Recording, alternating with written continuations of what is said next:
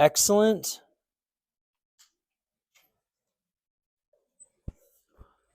So exam 1 is under our belts. Okay?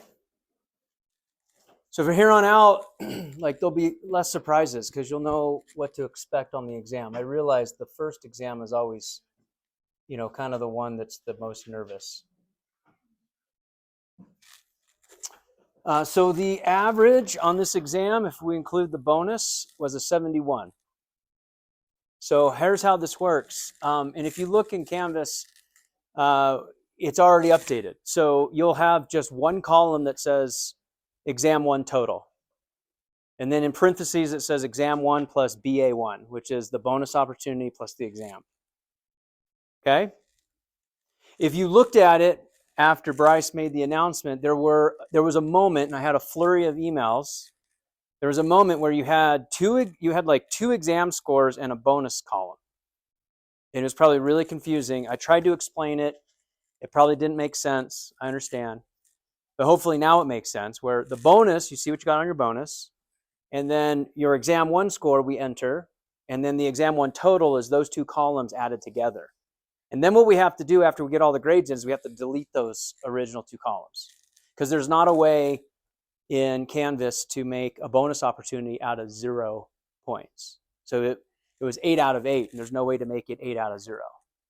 Does that make sense? So that's why your grade was super wonky for like a few hours. And some of you freaked out and emailed me, and I tried to calm you down, and I hope that was the case. But now it should be okay. Does that make sense? Okay. Any questions on how that works? If you want to see your exam, you just come into office hours. I have the packets, I have the test Scantrons, and we can walk through it together. Nothing due this week as far as quizzes are concerned, because we just had an exam on Monday, so kind of taking it easy on you guys. We're tracking pretty nicely with lab because you're in skin and lab, which is nice. And we'll be in skin today, and then we'll be in skin/integument on Monday. And then we transition into skeletal system. Make sense? So we're kind of hitting our stride this semester. I think the second exam tends to be a little less stressful. There's a little less unknowns. Some students really struggle with a lot of the chemistry and basic biology. So, if that wasn't you, that's great. Now we're basically in system physiology. We're going to be walking through. So exam 2 will be over the skin and the skeletal system. That'll be exam 2. We will have about, maybe 10% review material that would be eligible for, or review content that would be eligible for questions on exam 2. But probably 90% of the exam will be over new material. Make sense? Cool. Everybody's tracking with where to find all the resources, review sessions, office hours, syllabus, YouTube, for the lectures, understand the participation points. Now's the time to really kind of figure that out. Don't wait until like midterms. So if you're like, some of the things you just mentioned, like participation points, I have no idea what you're talking about. You should come see me on Monday in office hours. I'll explain it. Okay? What is the name of the flower you find between your nose and your chin? Tulips. Nice. What did the cat say to his friend after his friend asked him to speak up? What did the cat say to his friend after he asked him to speak up? Can you hear meow? Oh, okay. That wasn't a cell phone plug, but. Why is Cinderella bad at basketball? What's that? Glass slippers? I like that. She always runs away from the ball. But glass slippers would make it really difficult to play well. I would agree with that. Okay. All right. Open for interpretation. Maybe partial credit, huh? Okay. So we're in the integument. We're in the skin. And this is actually one of my favorite systems. I've spent a lot of time studying skin physiology. And a lot of my research is on that. I promise you, it's not going to be all about my research. I know how faculty like to do that, right? Like you have a mention of a tree, and then all of a sudden the whole hour and 15 minutes is about my tree research. We're not going to do that, okay? But I do really like this topic. Like if you thought I get excited about previous material, I really get excited about the integument, okay? So we do a lot of wound healing research in my lab. And we'll talk a little bit about that on Monday. Not really about my research, but about wound healing and about research that's out there. It's not going to, be a lecture that's all about my research. There might be aspects that we weave in because they're necessary or relevant, I should say, not necessary, but it's not going to be just about what we do. But the skin, it is the largest organ in the body. In this upper left, you can see a hair follicle. This is a scanning electron micrograph, like we learned about. So shining electrons at the surface, they reflect off and you capture them and you can reconstruct the image. This is an electron micrograph of a hair follicle coming out of the skin. And you can see that, we have this sort of fascination with skin and inking, and we'll talk about that. The skin itself, the integument, is a word that actually comes from the Latin, meaning integrare, to cover. So the integument from the original Latin text means a covering. And hopefully you can appreciate from this schematic or this cartoon drawing, this is the stratum corneum up top, and as you move deeper, you get into the dermis. So the skin is a component of many different structures and tissues that make up the organ system. The integument is called an organ because it has many different components. It has different glands. It has different nerve endings. It has different tissues like epidermis and dermis. It has made up of epithelial tissue as well as connective tissue, like we learned in the last unit. And it has multiple functions. It just doesn't keep stuff in. It's not just like a covering like saran wrap that just keeps stuff in. Now, it does do that, but it has many, many other functions. And so, of course, in physiology, we like to nerd out about the different functions of things, right? And what do I always harp on about what will give us clues on the function? What can give us insight as to how it functions? Structure, the anatomy, the microanatomy, the architecture, the shape. It's not on accident. It's not without a purpose. It actually has a very beautiful reason that it is shaped or designed or architected the way that it is. So we have different regions of the skin, and there's a reason that those two are grouped, and this one is way down by itself. Because the two components of the skin are technically the epidermis and the dermis. Epi meaning on top, and dermis is just deep to it. The epidermis is made up of epithelial tissue, and we looked at that in the last unit. We looked at stratified squamous epithelium being skin. And we looked at it being cell-rich and what? Matrix poor. Then we also looked at dermis examples that was connective tissue, and this is the flip-flop of epithelium. Connective tissue is what? Cell poor and matrix rich. Nicely done. The two components of skin are the epidermis and the dermis. Now, when you Google this, when you put this into ChatGPT, you're going to get all sorts of different answers about skin. But I'm here to tell you, historically, in the field, the correct answer is epidermis and dermis are part of the skin because of the embryonic origin when it's developing in utero. And the hypodermis, hypo meaning beneath, is technically not part of the skin. It's a support structure, but it's not part of the organ. It's in close proximity, and oftentimes we talk about it as being in, adjacent to or part of the nearby architecture of the organ, but it's really not technically the skin.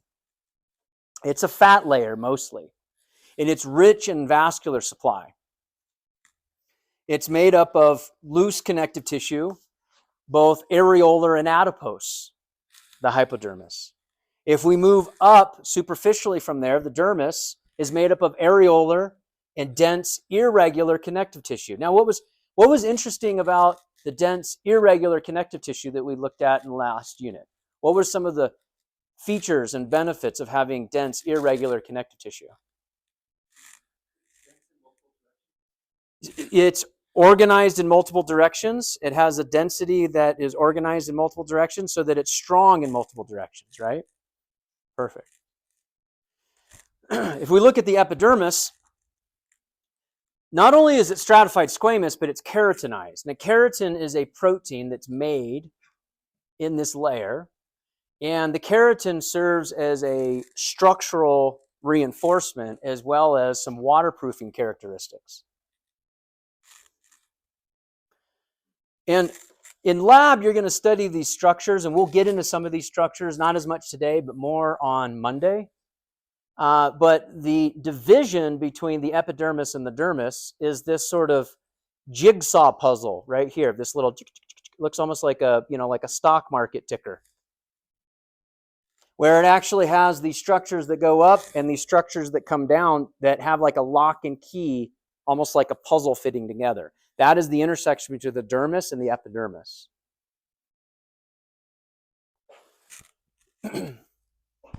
So the skin, as far as functions, now we're going to start talking about function. So I want you to turn to your neighbor and communicate with your skin for a moment.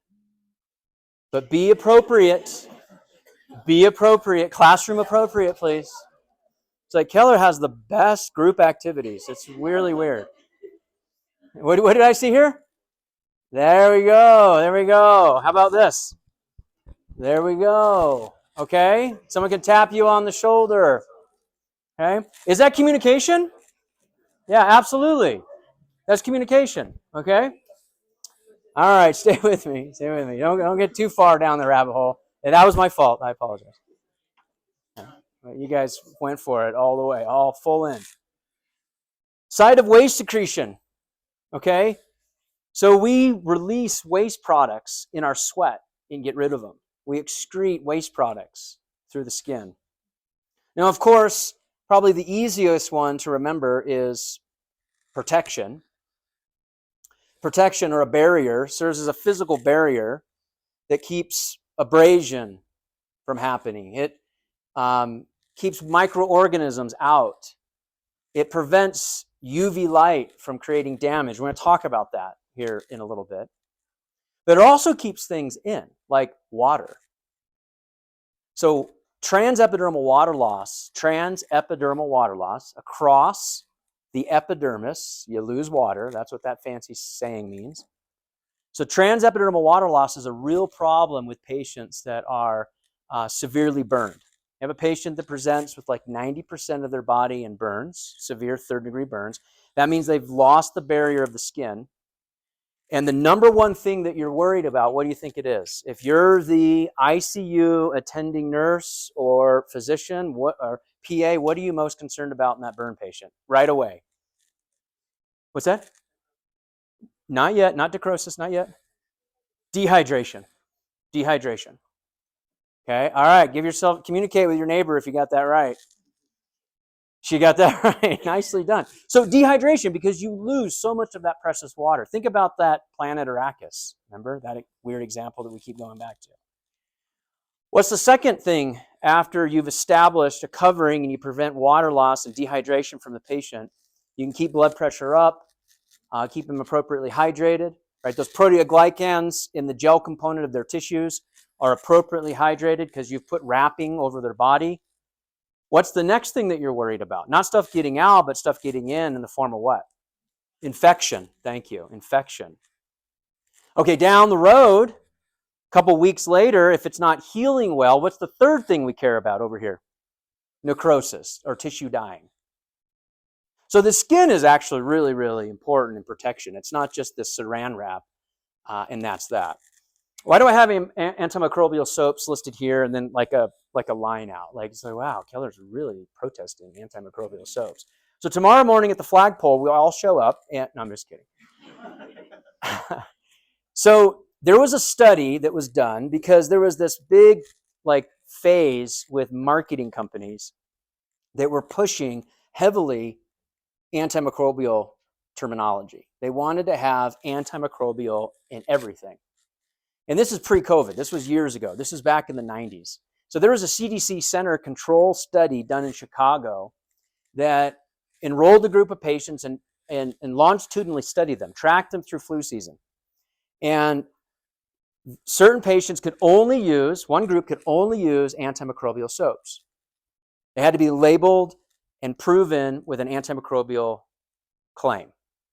The other group could use any other soap that they wanted. They had to use soap, but it could not be labeled as an antimicrobial. What do you think the study showed at the end of the flu season?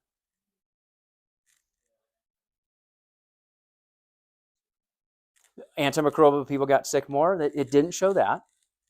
Okay, but that's a good guess based upon my demeanor. There was no difference. That's just all it showed. There was no difference. Like, so washing your hands is a good thing. I'm not like, don't wash your hands, right? Like, wow, we were learned all wrong. No, wash your hands, but just use soap. It doesn't have to be a special soap. Okay. The other thing is the problem with antimicrobials that we learned later, about a decade and a half later, is there are really cool bacteria that actually live on your skin and have a symbiotic relationship with you. And we'll talk more about that on Monday.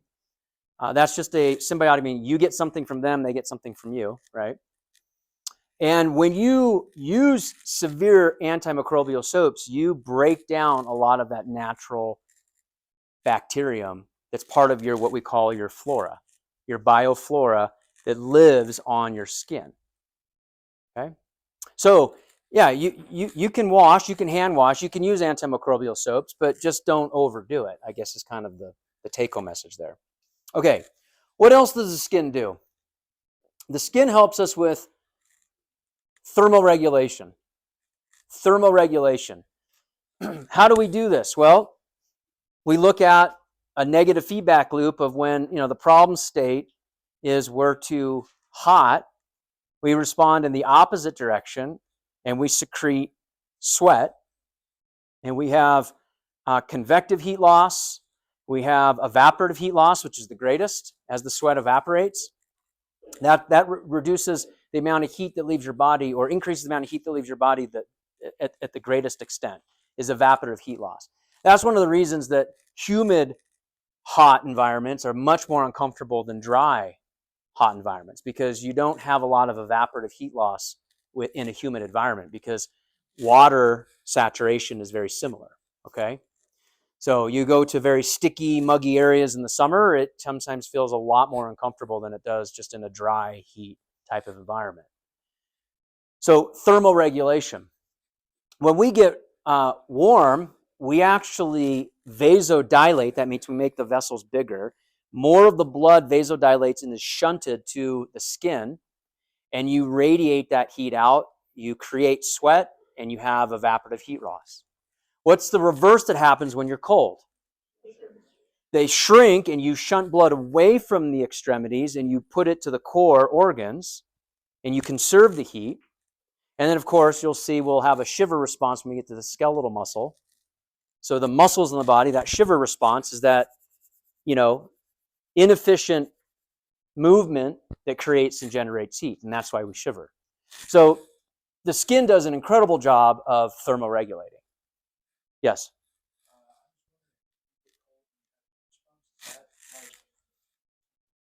Is that something for that? Yeah, so the goosebump, the piloerector muscles, so you can see in this particular image, on the far right, it's labeled. The top right image, or the top right text is labeled. That's the piloerector muscle. When that muscle actually contracts, that actually raises a bump on the surface of the skin, known as, a goosebump. And the thought here is a vestibular characteristic, because that actually controls the hair, and the hair stands more, like it fluffs the hair. So, like if you look at birds in the wintertime, they'll try to fluff their feathers out so they can trap more air between them. And so it's thought that this was a old feature that we no longer really need because we have all of these things that we wear now. But it was to fluff that warm air and create layers of warm air next to us. I just learned this morning, which is kind of cool. Since you brought it up, I wasn't going to go on this tangent, but polar bears, learned this morning. Polar bears secrete a very special kind of oil. It's an oil that they secrete onto their fur, their hair shaft, that prevents it from freezing. It has a lower freezing point because it's an oily substance. So polar bears, like if we jump in cold water and you have long hair, it'll literally freeze. Or think about men in the wintertime. If you're out in the snow, you'll get ice forming on your beard. And polar bears, they get out of the water, they shake it off, and there's no frozen water, which is quite cool. So piloerector muscles, kind of a tie in there, but that's what it's thought to be, and that's part of the cold response. Yeah. Great question. And it allowed me to use my polar bear example from this morning, so I appreciate that. Okay, what else does the skin do? Well, it performs metabolic functions. Metabolic functions. You're like, what? So we actually metabolize certain elements to create vitamin D. What's vitamin D good for? Yeah, bone integrity, bone strength. So here's the reaction, and I always get this question, okay, do we have to memorize everything in that reaction? No. I'm going to tell you what I want you to write down and what I want you to appreciate and know. Okay, what I want you to see here is up here on your far left, we have a structure known as cholesterol. Okay? It's a precursor, so it's called 7-dehydrocholesterol, but it's found in the skin because cholesterol is found in phospholipid membranes. Remember that? So when sunlight, UV light, hits cholesterol in your skin, it converts it to a precursor of vitamin D, known as vitamin D3. Through a series of reactions, vitamin D3 is converted to calcitriol. You can see that this is the liver and this is the kidney, so it goes to the liver and then the kidney, but at the end, it's calcitriol. And calcitriol is the active form of vitamin D. This molecule right here is the active form of vitamin D. Now, what it does is it's absorbed in the gut, and you reduce the excretion of it in the urine, and you store it in your bones, and it makes for strong bones. So this is the reason that you hear people say, hey, if you want to develop strong bones, make sure you're getting plenty of sunlight, right? And it's really important for our older population that struggle with bone density issues, and we'll talk about that in the next section when we talk about the skeletal system. But there's a disease known as osteoporosis. It affects men and women, but women to a greater extent, and we'll talk about that again in a couple of weeks. And one of the treatments that we have is we prescribe weight-bearing exercise for our elderly women that have plenty of sunlight. And we might put them on vitamin D supplementation in their diet. And this is the reason for it. So the skin and the skeletal system are connected. Do you see that? They're intimately interacting, which is why we put them together in this unit. But you have to keep this in mind. Like, your body doesn't really care what chapter in the textbook we're in. Does that make sense? Like, where the skin ends and the bones begin, like the body's not like, oh, well, that's the skin. That, we just do that so we can write tests and exams and textbooks. So all of these systems are intimately intertwined. So here you're seeing the first example foreshadowing this unit of the skin and the skeletal system being intimately intertwined in vitamin D synthesis. So you theoretically can make all the vitamin D that you need, but you have to have adequate sunlight and you have to have enough cholesterol as a precursor. And usually, especially here in the Southwest, that shouldn't be a problem. Okay, now the hypodermis. What does the hypodermis do? Well, it's not present everywhere. You can see in men and women, it's kind of have, unique distributions around the body. But really what it does is it allows the skin to move pretty freely, right? Because it's not aggressively connected to the integument, the hypodermis. So it allows for movement. It allows for you to, brush up against something and it doesn't just tear the entire organ. It also allows as a shock absorber, right? So if there's trauma, the hypodermis actually protects the underlying tissue. And all of you have seen that. I mean, it's full of vessels. And so if there's traumatic shock to the hypodermis, some of those vessels might rupture and you'll get what we call a hematoma. Another word is a bruise, which is just where the blood leaves the blood vessels within the hypodermis. Well, it also provides insulation, right?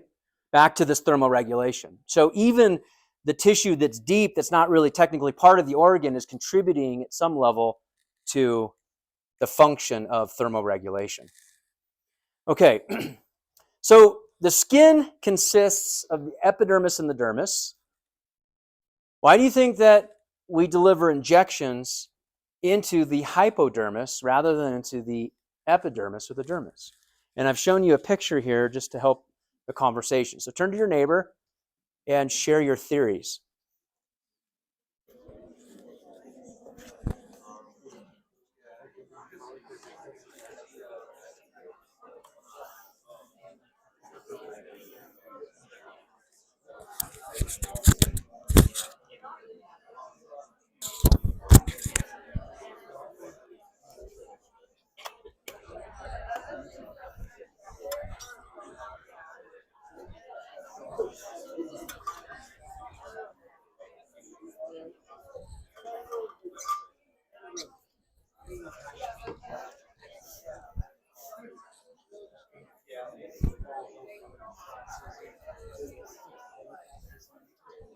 All right, what are some thoughts? Why do we do hypodermic injections? Hypodermic.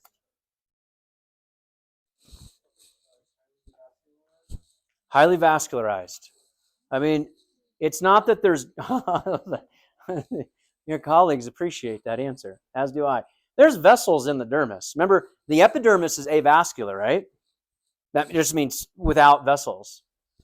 The dermis is vascularized, but the hypodermis, look how much larger in diameter those vessels are. Remember, adipose tissue as a connective tissue is a highly vascularized tissue. And that's mostly what the hypodermis is. So if you're going to be a nurse, you're going to be a PA, you're going to be medical assistant, right? You're going to be taking care of people, maybe me someday. So listen very carefully. Hypodermal injections are getting into the fat layer so that you can actually do two things. One, you can go beyond the nerve endings, because there's a lot of nerve endings in the dermis. That's the other part of that answer. There's fewer nerve endings in the fat, and it's highly vascularized so you can get the drug uptake more quickly. Okay? All right. Let's move to the epidermis, and then we'll finish up with the dermis today. And this should track pretty well with what's going on in lab. We're going to talk about the different layers of the epidermis. And then we're going to talk about the different architecture of the dermis. And hopefully you'll see these shapes and these architectures help to impact how they behave or how they function. So in the skin, we have two different types of skin. We have thick and we have thin. And in the terminology, it's not like the old saying of, don't be so thick-skinned or thin-skinned. But thick skin really just exists on the hands and the feet. Palm of the hands and the bottom of the feet. That's mostly where you find thick skin. It's skin that's a little more roughened up, has some calluses potentially, okay? And everywhere else in the body, you really just have thin skin. And they differ by, obviously, their thickness, but they differ by one layer. And we'll talk about the different layers. And you're going to study these in lab. The thin skin, most of the body, 4 layers, about 75 to 100 microns thick. That's thin skin. So if the diffusion distance of oxygen is 250 microns, well, obviously any vessel that's in the dermis can perfuse the entire thickness of the skin, right? But the further away it gets from the dermis, it's starting to lose its oxygenation. And so the further away it gets, the cells start to die. And that's actually on purpose. So the top layer, the stratum corneum, is completely dead. But the bottom layer, the stratum basale layer, or the basement membrane, the regenerative layer, has all the cell nucleus, the cell organelles, and is actively turning over. But as it moves from deep to superficial, it slowly dies. Every layer slowly dies. And I'll show you that here in great detail. So thick skin, you can just see that 400 to 600 microns thick. And most of that is the stratum corneum. That's that top layer. That's where your calluses are of mostly stratum corneum. But it has these other layers, and we'll talk about one inner layer, the stratum lucidum in thick skin, that we don't see in the stratum, or we don't see in thin skin. But stratum basale is this bottom layer. This structure coming down is that sort of like lock and key between the epidermis and the dermis. And the structures that point downward are called the dermal papilla. And the structures that point upward that lock into place are called the rete pegs. And they literally form like this interlocking puzzle piece to keep the integrity of the epidermis and the dermis intact.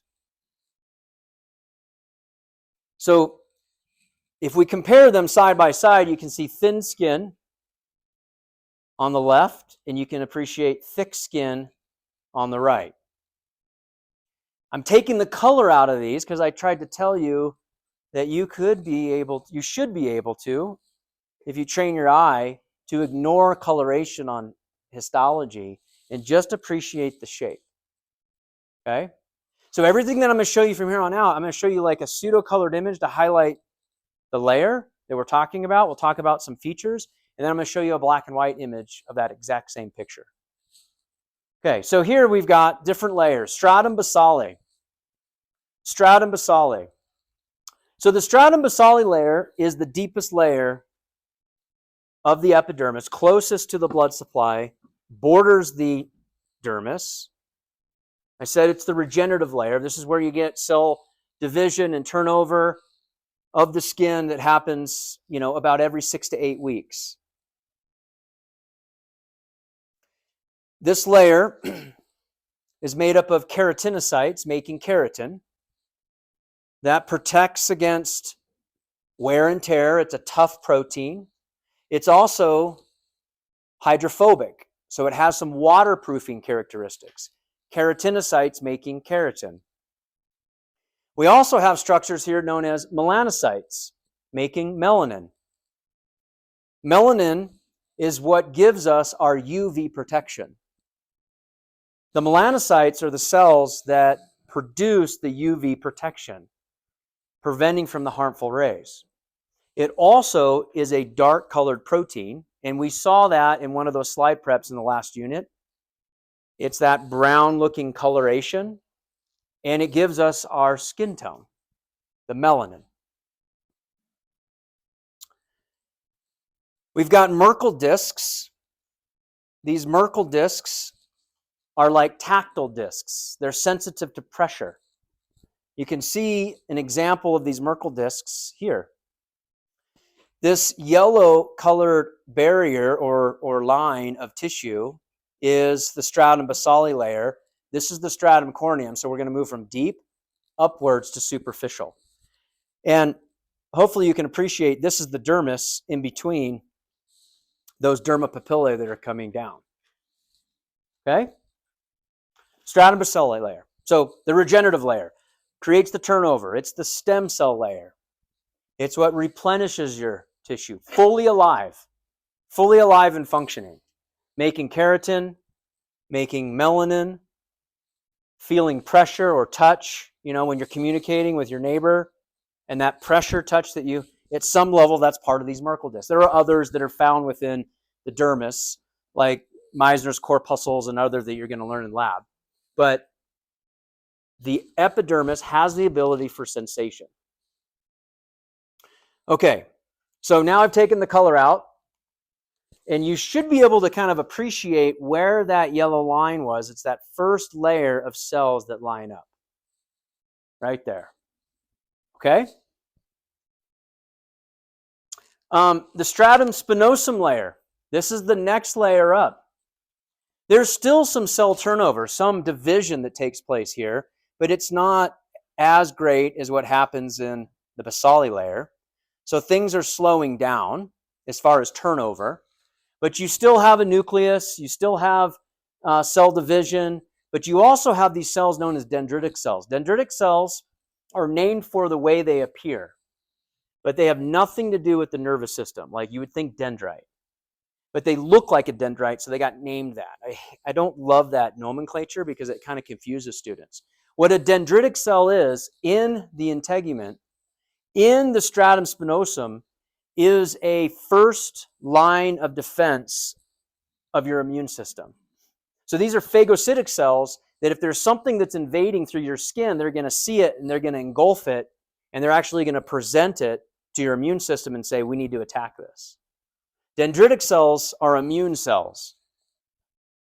They have this antigen presenting capability where they find something that's foreign that's not you, and they show it to your immune system, blow the whistle, and say, we need to attack this. Anything that looks like this, we have to attack. That's what dendritic cells do. Found in your stratum spinosum. So if I take the coloration out of this slide, right, you should be able to appreciate, okay, my basale layer is down here. My spinosum is the next layer as I move up. Okay. Then we have the stratum granulosum. That's this layer that's just superficial to the spinosum layer. And hopefully what you can see is we move from basale up towards stratum corneum. These cells are going to go from like a oval or a spheroid shape. They're going to start to flatten out. And they start to flatten here. The reason they start to flatten is we're getting further and further away from the oxygen supply. Because remember, the epithelium has got no blood vessels. Gets everything from diffusion of oxygen from the dermis. The further away we get, we start to kill the cell. The cell starts to die off. It's a very organized process. You know, it's not necrosis like we talked about with trauma or damage. This is a normal physiologic function that cells are sloughing off. And this happens in a number of different places in the body, but mostly here in the skin. You see it in the GI tract. You see it in the vaginal lining. So a lot of places where you have an epithelium, you'll see this take place. 3 to 5 cell layers thick is the stratum granulosum. It's a very thin layer.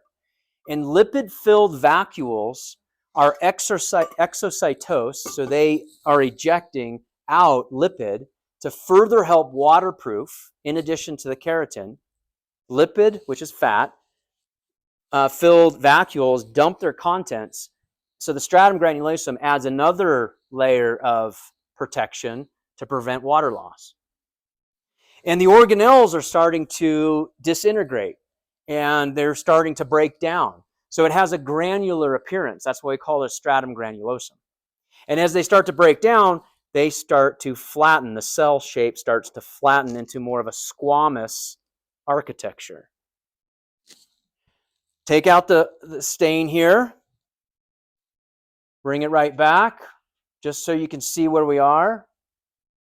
Because the next layer up is our stratum lucidum layer, just superficial to the spinosum. It's only present in thick skin. This is the 5th layer that's only present in thick skin. The other 4 layers are found in both. But thin skin does not have the stratum lucidum layer. So stratum lucidum is Latin. Lucidum is Latin for light. Right? That's where you'll probably remember this. So what was another name for Lucifer? Angel of what? Angel of light. Lucifer means light or light one. So the stratum lucidum is the light layer from the Latin. Okay? It's clear. It has no nuclei. This is the first layer where the cells are all dead. Maybe some are still dying, but they're mostly dead here. All the organelles have been packaged and reused. A lot of fat has been expelled out of the cell in the stratum spinosum layer. And in this lucidum layer, because there's nothing inside the cell, when you shine light at it, it's clear. That's why it's called light layer. That's where it gets its name from. Okay? It's like we're telling a little story. Now we're going to take out the coloration, and you should really be able to see the stratum lucidum layer. Do you see that layer? It's very obvious to me. Right above that, the superficial most layer, is our stratum corneum. Here we have no nuclei, we have no organelles, it's all dead, and it's all sloughing off, right? You can scratch right here for a little while, especially in a dry environment like Arizona, and you can flake off stratum corneum all day long, right? And other organisms do this, like reptiles do this too, but they just wait to do it all at once, right? Which I'm grateful we just kind of just leave a little of you behind versus like you're molting, a fourth of the class is molting and I have to clean up all these molt sheets when we guys leave. It's nice that I can't really see it, but there's so much debris that you leave behind. That's disgusting, isn't it? But just think about that for a minute. Because the stratum corneum, stratified squamous epithelium, they're the flattest pancake because there's nothing inside of those cells. We've exited everything out in the 4 or 3 layers, depending upon if it's thick or thin skin, previously. Does that make sense? That's why they go from round to flat. There's nothing inside of them. They're all dead. Packed keratin. Keratin, again, is a strong structural protein. And this sloughing of the cells, in us, we have a nice fancy term for it, because sloughing of cells, like come in for a skin sloughing procedure, right? That just doesn't have the ring. That come in for an exfoliation. So the exfoliation is when we slough off our skin cells. That's the term for it. And so now you can go in for a skin exfoliation. But it's really just skin sloughing, but that doesn't sound very cool, and you wouldn't pay a lot of money for that. Okay? Keratinized 30 layers of dead cells, lots of keratin, sheds constantly. There's no nuclei, there's no organelles. Every 6 to 8 weeks, you slough off your entire skin layer and you have a brand new layer of skin every 6 to 8 weeks, which is kind of crazy. In a year period of time, if you collected it, we would estimate that you'd have about a pound of stratum corneum in 1 year that you would each collect. A pound. It's a lot. Some of you are messier than others, so it might be more than that for some of you. Okay, taking the color out, putting the color back in. This one's pretty easy to see. Here we go, all together. We have thick skin on the left, thick skin on the right. We've got a hematoxylin eosin stain, as you might see it on the exam or in lab. And then it's pseudo-colored over here on the different layers that we walked through on the right. Okay, just comparing them back to back. Okay, I want you to turn to your partner, your classroom partner. Answer this question. Why do we have differences in skin color?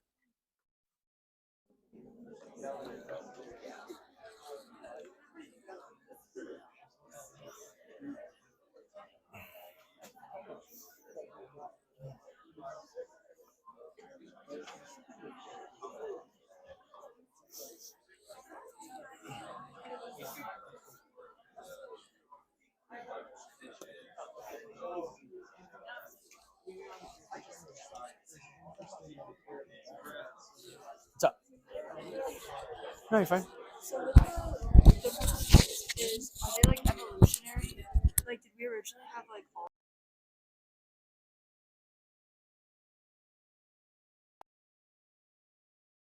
We always have thin skin and then we adapt it to thick skin, or did the we other always way have around? thick skin and attachment? Yeah, I don't know the answers to that question. My guess is it started all as thin, and then as we interact with our environment, we probably made adaptations based upon the fact that, we we touch this with these all the time, and then we're always walking with these. Yeah, I was just curious because like beforehand I was more hands-on, so I'd assume they would have thicker skin in more areas than we do. Oh, well, we were hairier, that's for sure. Yeah. Yeah, and we may have had thicker skin, maybe in different parts of the like forearms if we were kind of down a lot. Yeah, yeah, it's an interesting theory. Okay, let me hear some ideas. Let me hear some ideas. Why do we have differences in skin color? Up front? Is it the level of melanin? It is the level of melanin. It's very well put. But what it is not is the number of melanocytes. So if you look at skin, there's about, is that better? Let's turn the mic back on. If you look at skin, there's about 1,000 to 2,000 melanocytes per square millimeter of skin in all of us. Doesn't matter your ethnic background, doesn't matter the skin tone that you have. 1,000 to 2,000 melanocytes per square millimeter. But in all of us, our melanocytes have different levels of activity. And so they're going to produce different amounts of melanin, not melatonin. That's something very different. We'll talk about that later in the semester. That's the biggest mistake we see students make is melanin, no T, melanin. So it's a brown colored protein that's manufactured by melanocytes. So everybody in this classroom has the same approximate number of melanocytes per square millimeter, all of us.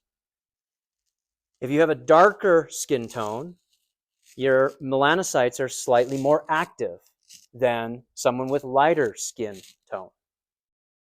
So if we look at the purpose, the function of the skin as it relates to UV protection, okay, and then we look at origins of people closer to the equator, where we'll have the highest amount of UV intensity, versus origins of people further away from the equator. It's not perfect, but it does play out from a function standpoint of the purpose of having different amounts of melanin. Again, we don't have any differences in our cell types. It's just certain cells are more active in certain people than in others, right? So the closer to the equator of the origins of those people, the more active the melanocytes are, because the sun is more intense than it is further away to the north or further away to the south. And so you'll see skin tones kind of follow this spectrum. Now, of course, we're a global community now, so everybody's migrated, but I'm talking about origins, or original peoples in those regions. Make sense? It's kind of interesting when you think about that. So we're really, I remember I told you, you take a sample of tissue, it really is all clear, right? But what we see, right, is the function of, or the result of melanin production. And really that's it. That's the only difference in our skin tone variations. Question here. How does tatting work then? We'll get to tatting. We'll get to tatting. Yep. I know you really want tatting. We have to wait till Monday. You have to come back Monday. Yeah.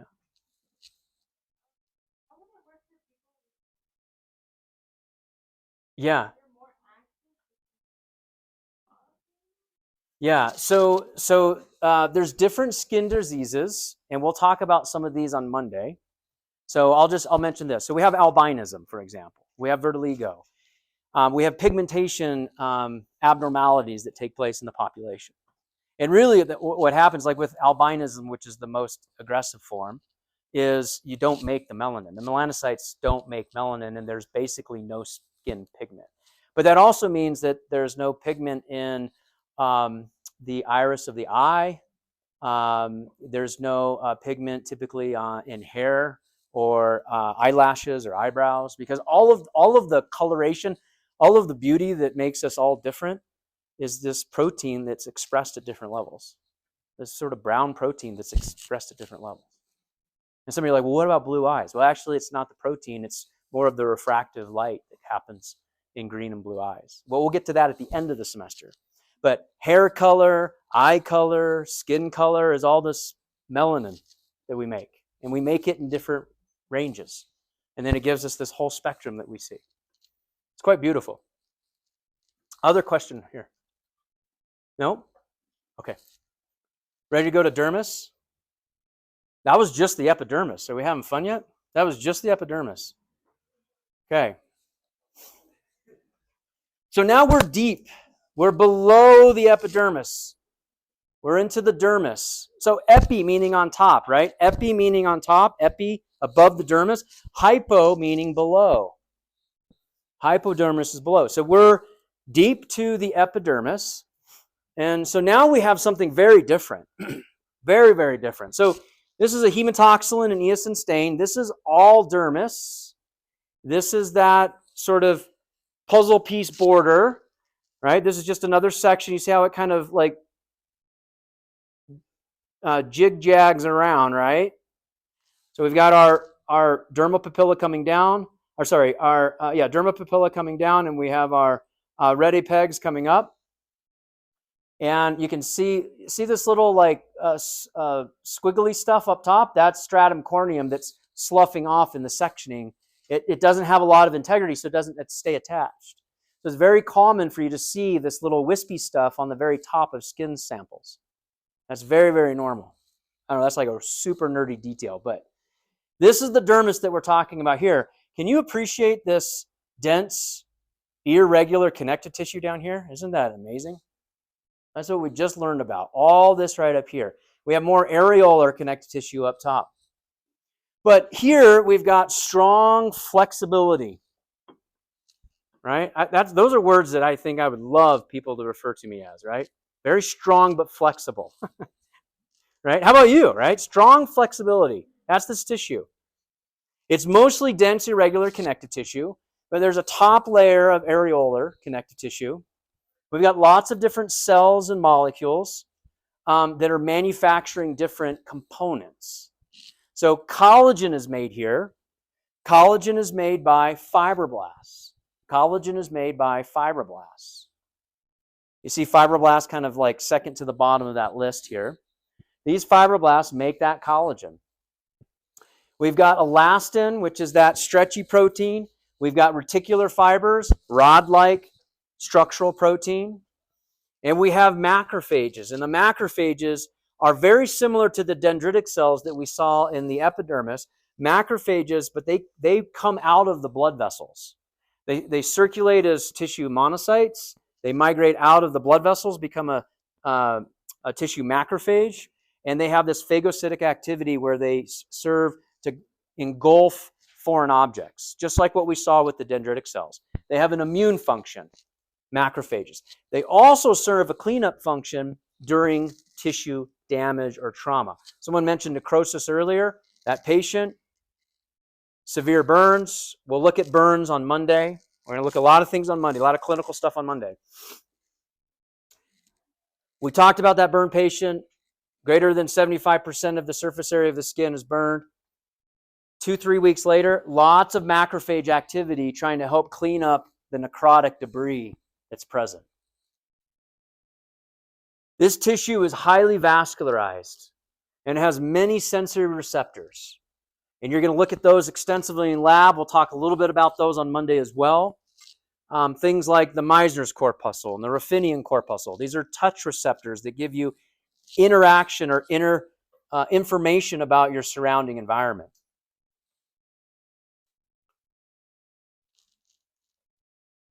Okay, so we've got the purpose of the dermis to talk through. The purpose of the dermis. And to get there, we really kind of need to talk about its architecture before we can talk about its purpose. So you can see the epithelium up top. You can see this next deep layer, the papillary layer. And then you can see the layer beneath that, the reticular layer.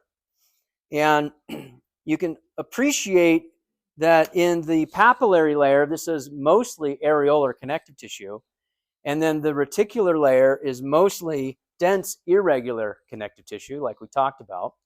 But this provides a lot of structural integrity, a lot of strength to the organ because of mostly that look at all of this dense, irregular connective tissue. I mean, like 90% of the organ, or maybe 90% of the dermis, maybe 75% of the organ is made up of dense, irregular connective tissue for strength.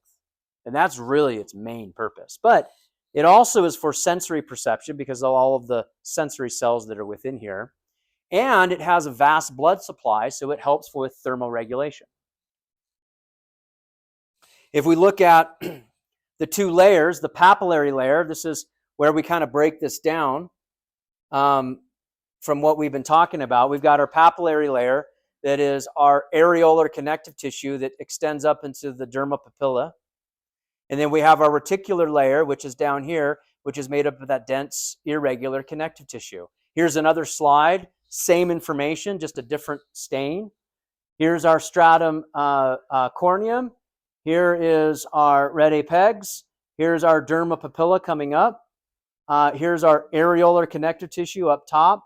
And this is a slightly lighter blue. This is a darker, more dense, irregular connective tissue down low in the reticular layer. And again, these types of slides you're going to walk through in lab this week to reinforce everything that we're talking about. If I take the color out of this slide, you can still kind of appreciate this difference between the areolar connective tissue and the dense, irregular connective tissue that's more deep. And, hopefully you can kind of appreciate this, rete pegs coming down from the epidermis and the derma papilla coming up from the dermis, right? Forming this sort of jigsaw interlock that we've been talking about kind of all afternoon. All right, so other things that are found in this layer, we talked about some of these things, but let's just point them out. We have these hair follicles that we've mentioned, right? We've got the epidermis that actually dips down and kind of envelops the hair follicle itself. So the hair follicle, if you follow it down, it goes into the dermis, but it has epidermis that kind of follows it all the way down. It needs to go deep because it needs a blood supply. It needs a blood supply. There's a sweat gland that's associated with it. There's the piloerector muscle that's associated with it. There's a nerve that controls this muscle to contract and make this hair stand up. This sweat gland is going to release sweat into the hair shaft and down or up, I should say, either depending upon which direction you're going, right? And the sweat comes out onto those hairs. Now, if you have a slight little infection of one of these pores, you've got a little bacteria that's supposed to be living on the surface of your skin, but the bacteria is overly populated. It's a little out of control, and it gets trapped in here because of too much oil being produced. And there's a little bit of an infection just beneath the surface of the skin. What do you think that results in? A pimple, acne. So in really aggressive forms of acne, how do we treat it?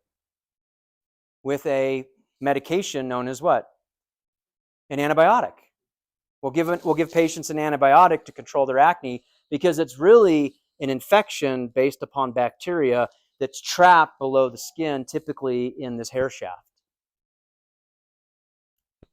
And that white pus is cellular debris.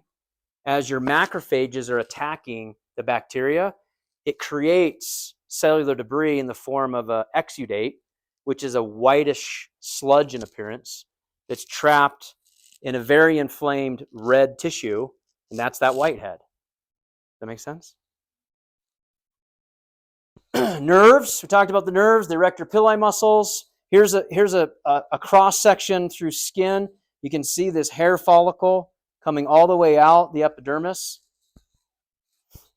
Pretty cool stuff. I have some review questions as we wrap up for today. It's an exam week, so I want to go a little easy on you. Okay? Come back Monday for some clinical, more information, and we'll talk a little about some of these clinical questions that many of you are posing, which are great questions. So just bring them back on Monday. Okay, consider where keratinocytes first appear in the epidermis, and then I want you to answer the following. Which stratum, which is just a Latin word for layer, stratum basale, stratum granulosum, stratum spinosum, stratum corneum, that's just layer, is the first to contain dead or dying cells? And you've got labels here.